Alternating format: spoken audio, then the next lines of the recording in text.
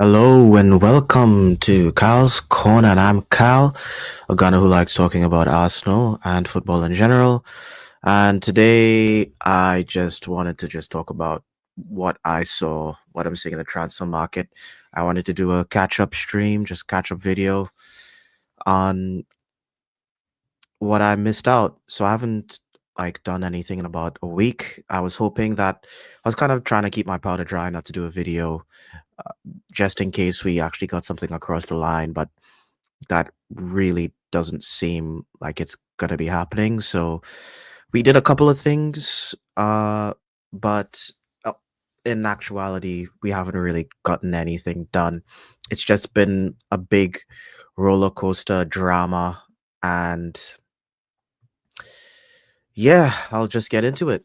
Um, what I was thinking about, what really made me want to stream and just get my thoughts out there is what I saw today, and that is bump, bump, bump.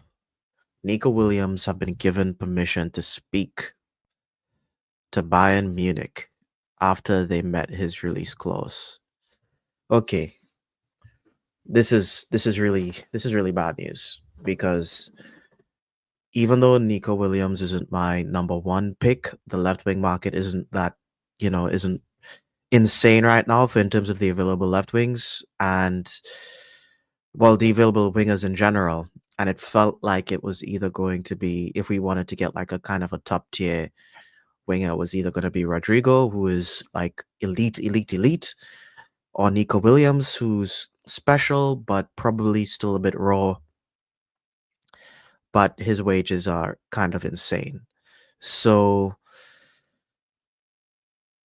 now that Bayern uh pretty much trying to have met his release clause. Well, allegedly, well, it's the source is Sky Germany, so it's not like this is a you know, it's not a bad link. It's not a bad source. It's actually Sky, who are pretty. Sky is always pretty reliable when it comes to Arsenal. So well, it's not Arsenal, but they just feel reliable. They don't really get too many things completely incorrect.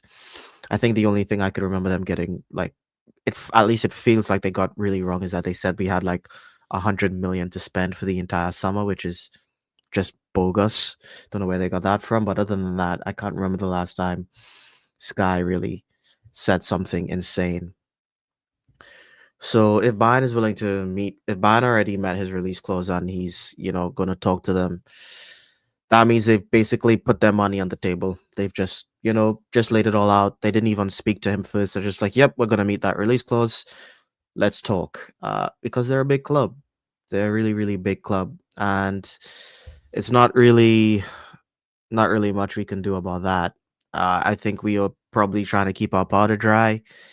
You know, we're trying to, you know, just take our time, work with multiple players and all that stuff. But I don't think it's not working. Like right now, it's not working because teams are just getting their targets, or at least they're just starting like formal negotiations. I think we've been doing a lot of work in the background, Arsenal, but we're not really putting real bids in. I mean, we did get Zubimendi across the line. He's not there, but you know, we got too many bombers confirmed, reconfirmed again by pretty much the best guys in the business. So, you know, Zubimendi's in my mind is pretty much done. That's finished. But other than that, I don't think we've really put in real bids. I think the kept a release clause. I'm not sure if we've met that yet, but that's such an easy deal to seal that no one's really worried about it. So we're pretty confident that that's going to just get done unless something insane happens. But yeah, this Nico Williams, this Nico Williams deal is really really bad because we're running out of options on that left side. If he gets snapped up this early, we're pretty much gonna be Rodrigo or bust on that wing because I don't know who we get. Maybe like thinking about the left wing options, we have Rodrigo, which is if he becomes available, I think we get him. It's just if he becomes available. If he doesn't want to continue being a like underappreciated at Real Madrid, and he actually wants to that left wing, I think we get him because let's be honest, uh, like he's never gonna be the left wing for Real Madrid with Vinicius and Mbappe on the team. It's just not happening. Um, so he's basically Trossard for them, you know, and he's way too good of a player to be like that. But and he's already won it there, so I think he should come to Arsenal, obviously, because I'm biased. But if it's not him, then who? You know what I'm saying? Uh, we haven't really been linked to any other wingers. There's Anthony Gordon, who I think is a good winger. Is he going to excite me? No, but he is better than what we have. And but the problem is Newcastle. Newcastle have Champions League football, and I like they just don't like us. I don't think we're like any kind of business we try to do with Newcastle is just going to be a massive pain. He's going to be overpriced, and it's just going to be a shit time. So other than that, there's Kudos, but we wouldn't want to play Kudos on the left wing. We'd probably most likely want Kudos as backup for Saka on the right. Uh, and I'm not sure if we should be taking Kudos and putting him on the left. We probably want like a specialist on that left hand side, get a proper left winger. There's Morgan Rogers from Aston Villa, who could play as a 10 or on the left. But then again, Morgan Rogers, that'd be also extremely expensive, difficult deal to get done. And yeah, I'm not sure how that would work. So there was Gittins, but I think Chelsea is making that move for Gittins, and Gittins is a bit. I think he's overpriced. I'm pretty sure they want like 80 million for Gittins. I'll double check that actually.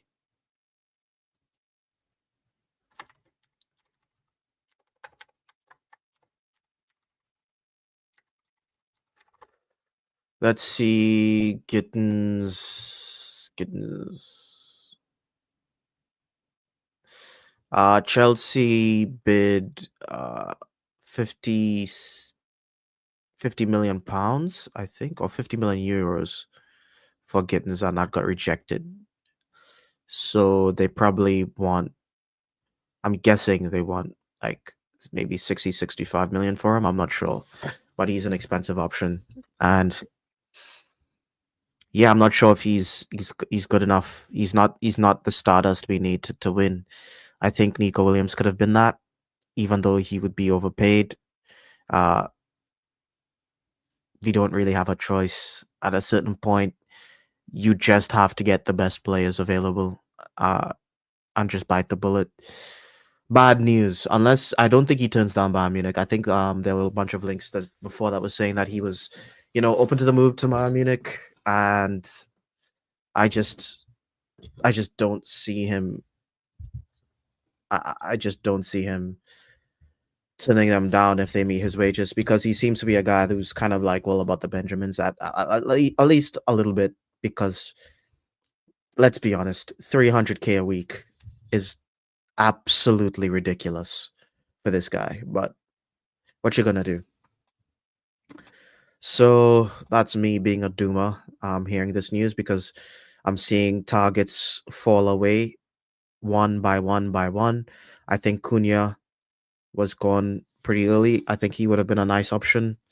He seems to be better than a lot of the options available with that's left in the transfer window. If Nico Williams done, that's another like decent winger that's gone, and we're not actually getting the business done. We're just dilly dallying. We're dilly dallying, guys. We're dilly dallying. So that was just today, and just catching up on the other stuff. We have uh kind of transfer saga with Benjamin Sesko. Um, yeah. Arsenal's negotiation with RB Leipzig over a move for Benjamin Sesko have hit a roadblock. The German club demanding a striker's full release clause of 65 million pounds. Arsenal will move on to other targets if they can't agree a deal by June 15th. I feel like we kind of got blindsided by this. I feel like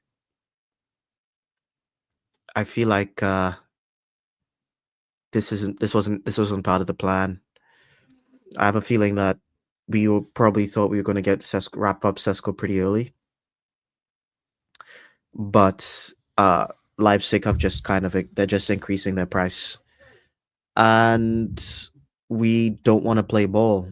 You know what I'm saying? Uh, Demanding the full release clause of 65 million pounds. That means they want the 65 million pounds up front. It's either that or they're probably wanting, because like with Martin Zubimendi, we paid over a release clause so we can have a more favorable deal so we could pay in installments. I'm guessing during our negotiations with them, we're trying to do that as well. But the price that they want on top is probably too much for someone of Sesko's caliber. What I think about Benjamin Sesko, I think he's a decent player. I don't think he's going to be the worst guy, but I don't think he's going to be the guy to win us the league. He's just not. Like, if we get Sesko, I would want someone like Rodrigo on the left, just because we need a killer. We need like proper starter stop front, and I don't think he's that yet. If you're optimistic, he becomes that, but like, let's be honest, he's not like that right now. And well, I mean, our own club doesn't think he's worth the full 65 million release clause. So there's that, and it's obvious that the club doesn't think he's worth whatever Leipzig are asking. And I think that says a lot because it is a risk. He's a young player. He's has 13 goals in the Bundesliga. You know what I'm saying? And it's not like it's not like he's some sort of guarantee. You know what I'm saying? So, there's that. Yeah. uh,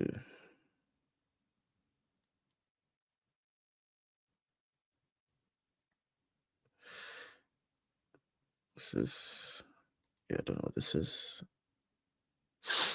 Anyway, so that's the situation with Sesko. I thought it'd be wrapped up by now. I think for the past week we thought he was gonna we were like doing the whole Eucharist Sesko back and forth thing, and we kind of settled on Sesko, and we thought, hey, well, we getting Sesko, guys. But now it's stalled. And moving on, what do we have here? Victor Eucharist news. Arsenal and Manchester United target Victor Eucharist. Victor Eucharist has reportedly refused to ever play for Sporting again after they went back on the previously agreed arrangement to sell him for £59 million. Dramatic, yes, but they probably did go back on that agreement. This is what I say, guys. This is just a lesson for life. You know, don't shake hands with corporate people. Get it in writing.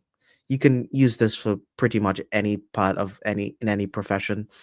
You need something, get it in an email. Someone tells you to do something, get it in writing. Get confirmation. Get the evidence. Never go and do something weird because someone told you to. You need that shit in writing. Because shit like this, see this here? They went back on a previously agreed arrangement. Like, come on, man. Like, are you a child? Like, you should probably sack your agent, because this is not how you do business. Like, if you're a grown ass man, get it in writing. You don't just shake someone's hand with stuff like this. It's millions of dollars or millions of pounds. Of course they're gonna go back on their word. They don't give a shit about you, man. They're gonna they will ship you to Saudi and ruin your career if it means that they get an extra 10 million pounds. For real. They don't care. Get your stuff in writing. So he's mad, and he it's sad when you trust someone and they kind of stab you in the back, but come on, dude, you're a bit old. I think you're like 26. You think you're a bit old for that. And I think your agent really screwed up. Like your agent should not just your agent. What yeah, this is what I think. I think his agent just wanted the bag because he got the money, got the guaranteed money for the extension, and his agent wants that bonus. You know, his agent didn't believe in him. So now that they shook the hand, he got that guarantee. Now that they went back on their word, which is something that they let's face it, people always do, corporations always do. Now you're crying about it. But anyway, maybe I'm a little harsh when it comes to stuff like that, but yeah.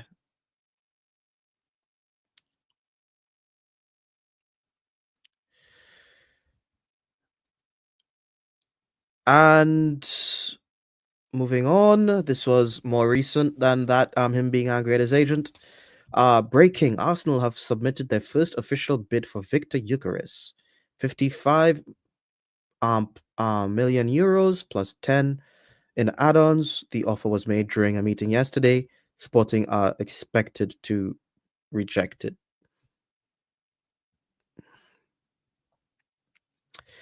Okay. I feel like this is the thing with the drama here. Yeah. Um we've obviously tried to negotiate with Leipzig and they're giving us the finger, you know. Fuck you, we want money. So we've decided, at least it feels like Bertov's decided that he's gonna go, you know what? I'm just gonna pivot to Eucharist because I've already done the groundwork with him and I'm not dealing with you guys. But it's still just drama though. We put in the bid, it got rejected. I think he's worth more than 55. Let's be honest. Eucharist is worth more than 55 million euros plus 10 in add-ons. Like his goal scoring records is nuts.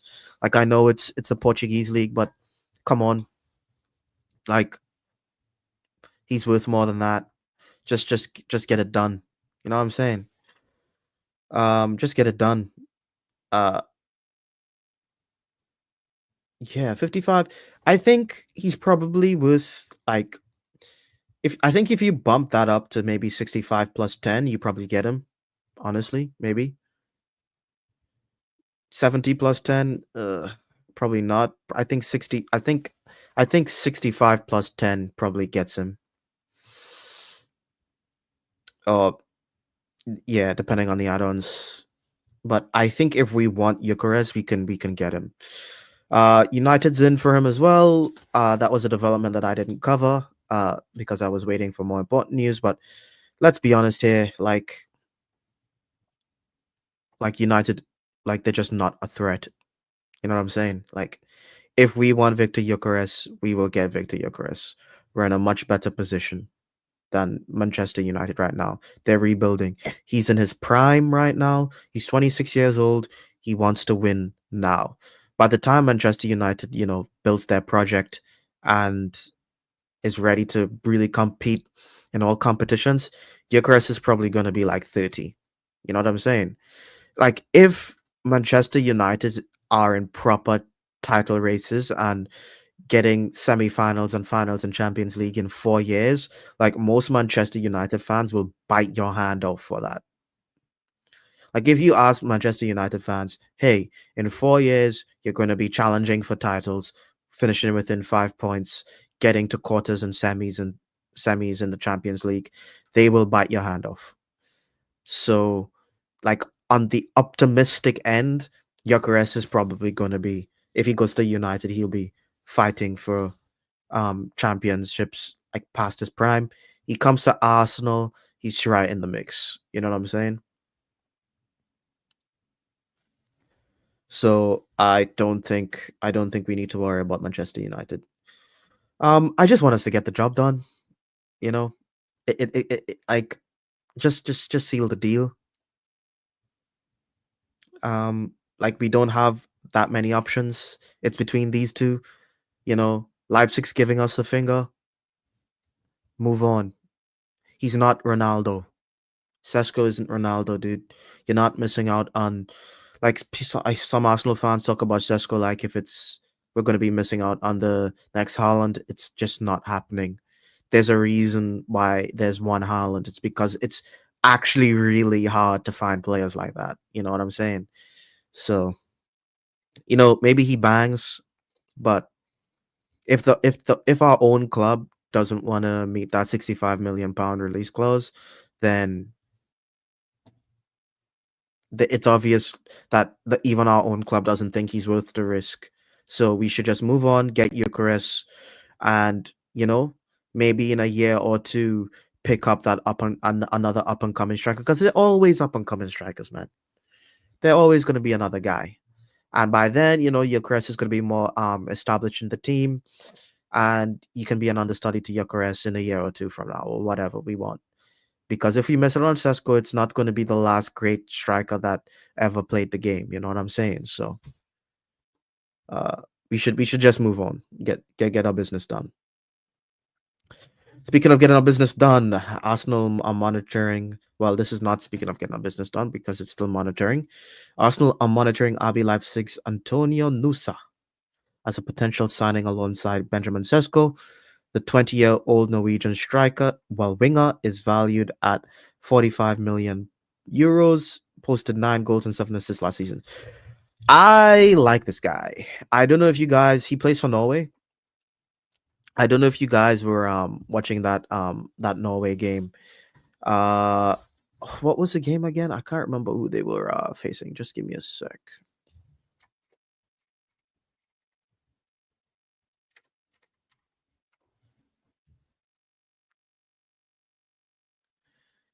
Oh yeah, it was versus Italy where they pumped Italy 3-0.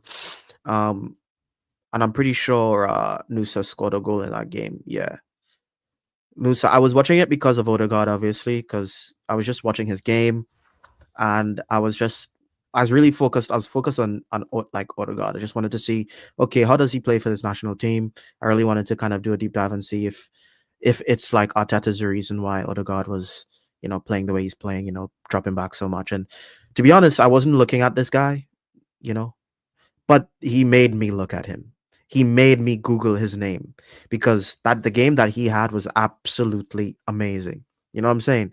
Like he was beating he's taking his guys on. He was beating them. He was like feeding in through passes. He was shooting like good shots on goal. He was doing everything, man. Like he was all over the shop. He was so good.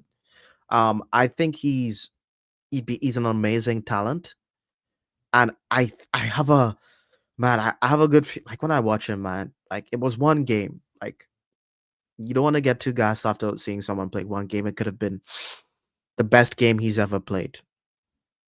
You know what I'm saying? I could be wrong, but he was cooking. And this is the type of player I think we should be signing. But I feel like we should be signing him alongside another experienced winger. So if it was like him, Rodrigo, Eucharist, oh yeah, that's a window. You know what I'm saying? Um, but yeah,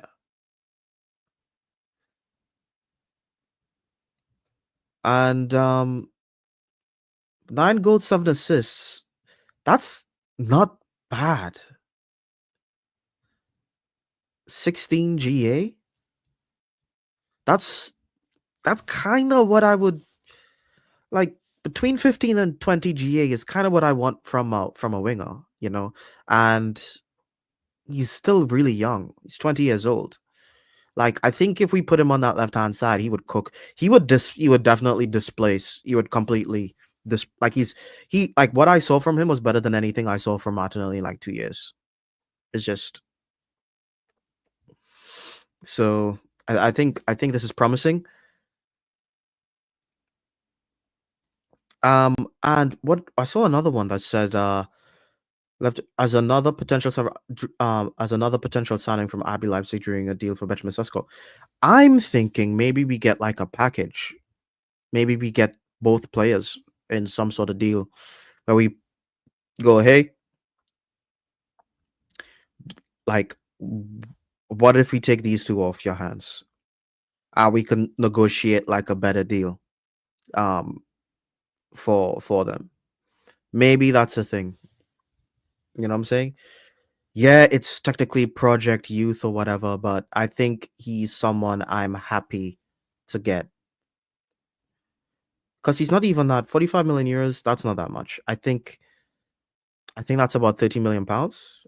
Uh, let's Google that euros to pounds.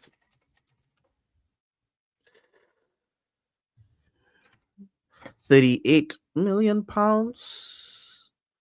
Yeah, I think honestly, like I think he's probably worth that, especially as a forward player. Get him while he's because I feel like if you try to get him next year, he's going to be like add another 30 million on top of that, and that's probably how much he's going to cost next year. I think this is a smart signing. I think we should get this guy. That's still like a big call after watching him for one game, but like I really like what I saw. And we are still in talks with we're trying to get Hato. It seems like we keep getting linked to defenders, which it is what it is. I think we have enough. I think we have enough defenders, guys. We don't need any more. But yeah. We